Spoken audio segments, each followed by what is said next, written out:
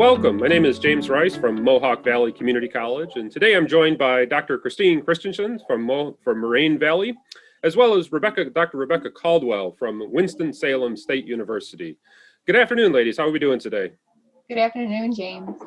Good afternoon. We're doing great. Good to hear. Now, today, obviously, we're here to talk about building an inclusive and diverse cybersecurity workforce.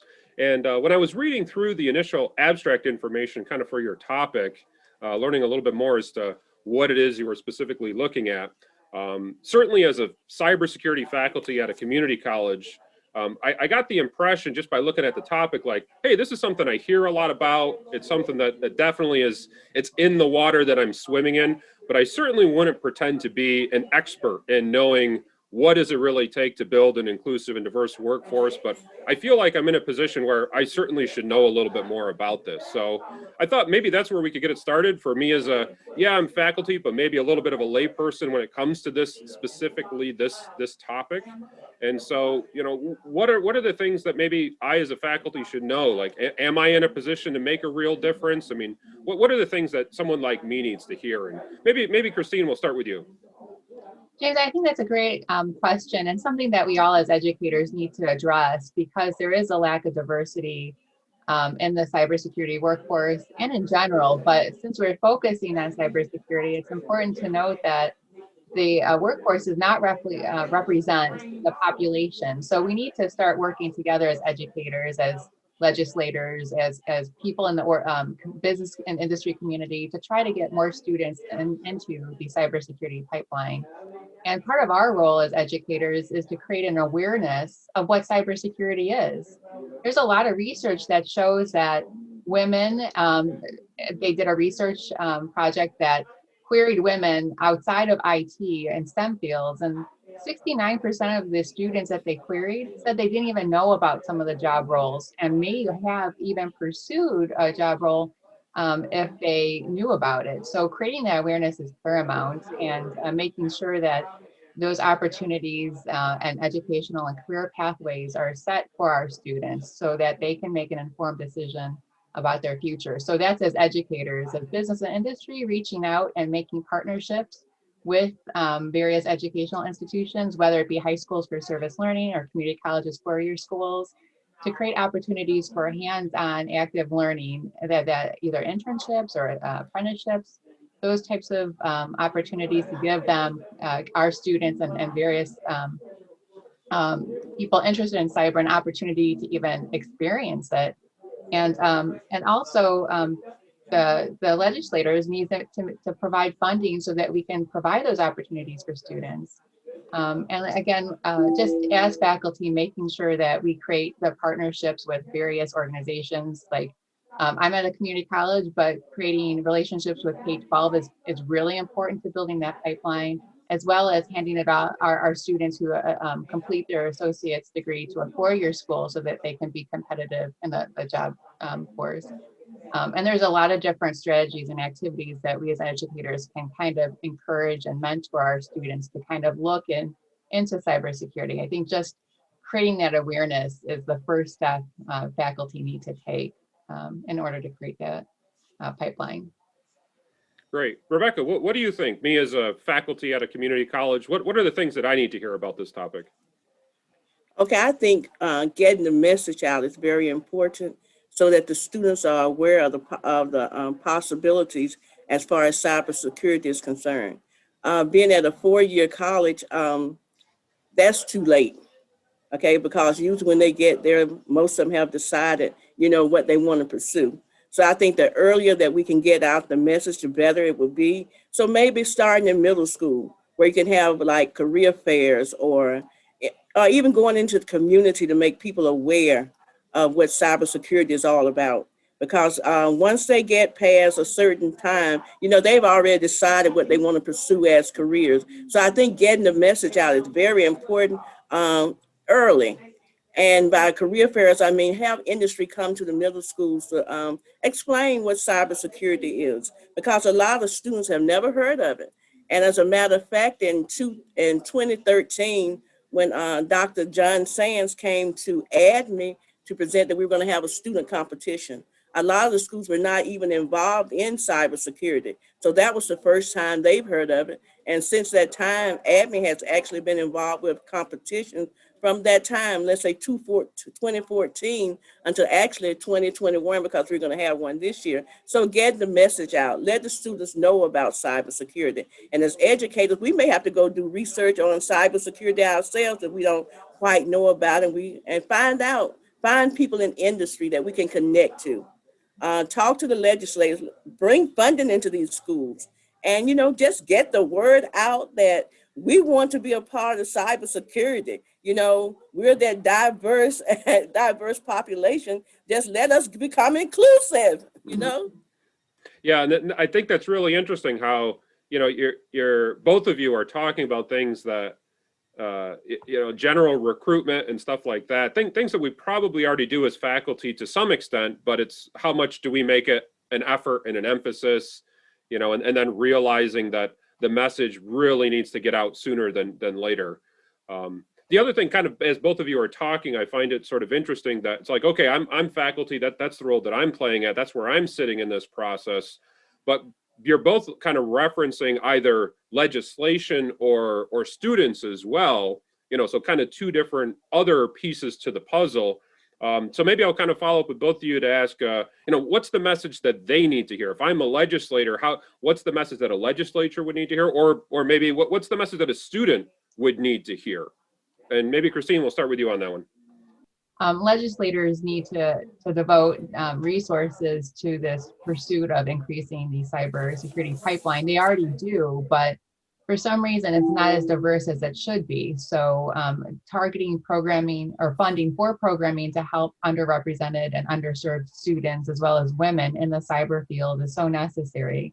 It's a matter of national and individual security in this country and globally as well. But if we're focusing on this country, there's a deficit of skills needed to fulfill the job market within the government and private industry. So they need to be able to make sure that we're in a safe situation and we have our assets protected through people that have cybersecurity skills.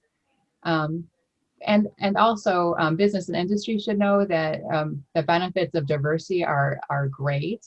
By increasing the opportunities to those students, you're enhancing the pipeline. You're able to draw from a larger talent pool, so you have more competitive applicants in your jobs. Also, one thing that's really important is that diversity provides a better way in terms of decision making. It broadens a group's thinking. It expands exploration of solutions. It builds confidence in a solution. It also provides a way for organizations that are trying to protect themselves and the government to reduce the number of blind spots. Like if you only have a homogeneous group, you're going to think one way, but when you have a diverse group, you're going to have a lot of different perspectives that are going to provide you with a really good way to defend our nation and our assets and our IP and those types of things. So, and plus to further gender diversity, they found enhances a company's bottom line by 15%. Ethnic diversity, they did a study comparing the diversity, McKinsey did, but the study and research said that if you have ethnic diversity on your team, you can outperform by 35% a homogenous team. And again, I'm looking at just the holistic way. Diversity increases job satisfaction with their employees, reduces conflict, and improves collaboration. So I know those are things that are very important to like building a more inclusive workplace, but also building the skills necessary to defend our country and our own personal security. Mm-hmm. And Rebecca, kind of a similar question to you. You're talking about getting the message out there, especially younger and younger. What do you find is a good message to throw out there to students that actually is effective? What are some good techniques that I as a faculty should kind of be aware of? I think so. Students love gaming now. If possible, create more games that actually deal with cybersecurity so that they see what's necessary for them to know. And also with I want to say something about with the legislators, we have to make sure that they are educated as far as the security of the nation. Maybe we need to bring them to the table and actually have a conversation with them and let them know, the benefits of being diverse and inclusive. And with that, maybe they will start funding the educators more. So during the summer, bring the students in to a university, a community college, and let them actually just research what security is all about, cybersecurity.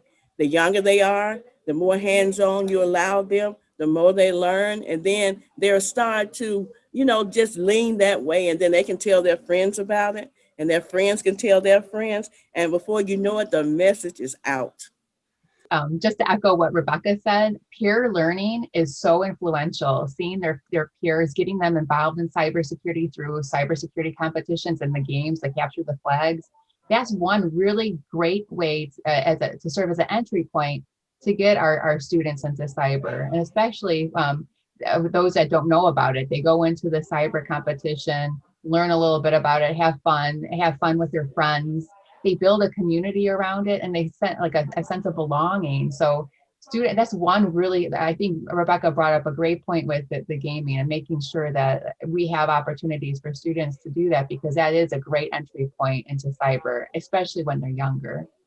Right. And it really makes me reflect on how many times have I told the student something again and again and again, and they're just like, oh yeah, okay, whatever you say. But as soon as I can get one of their peers to tell them the same exact thing, the message is certainly received a lot differently, spreads like wildfire. So I can definitely appreciate the effectiveness, let's say, of getting students also out there spreading the message and doing what they can do to help the effort overall. So now I guess maybe to kind of ask one final topic here would be, as you guys are doing some of this research or going out and doing some of this work, do you find yourself trying to follow a model of another industry that already exists, or are you just oftentimes finding yourself like, I'm just getting out there trying something and seeing what works? Rebecca, what do you think?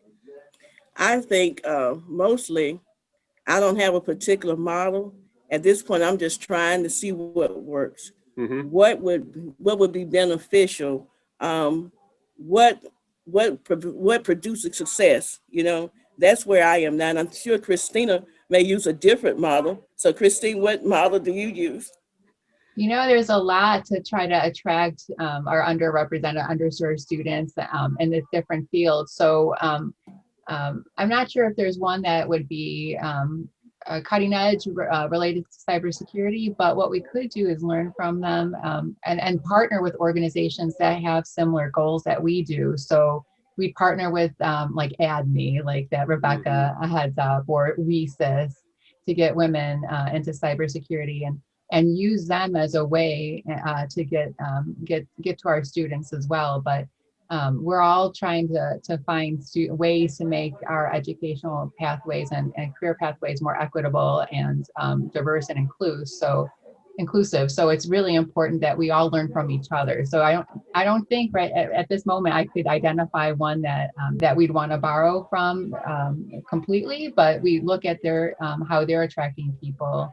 And then try to emulate it. The Army uses gaming for a recruitment tool. So that's something that, Capture the Flag is kind of parallel to that into cyber.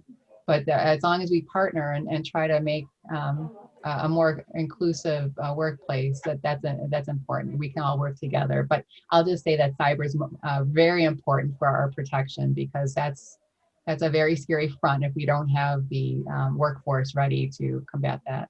It seems like too that that the topic is very timely for the upcoming summit, for us to say, let's see what everyone else is doing, let's see what people are doing that actually works, and hopefully we can keep this conversation going when we all obviously meet in the fall and talk about the topic further. So Having said that, I want to thank both of you for showing up and giving this little bit of preview, and look forward to hearing from both of you this coming fall. Oh, thanks, James. And we're excited to hear from other people. So if anyone has ideas or ways to reach these student populations, and not just students K through 12, I should just say returning students as well, and people re-entering the workforce, veterans, we're very eager to hear it. Mm-hmm. And we just want to invite everyone to come to our session and see what else we have to say. Mm-hmm. Of course. All right. Thanks, you ladies. Have a good day. Thank you, James. Thank you.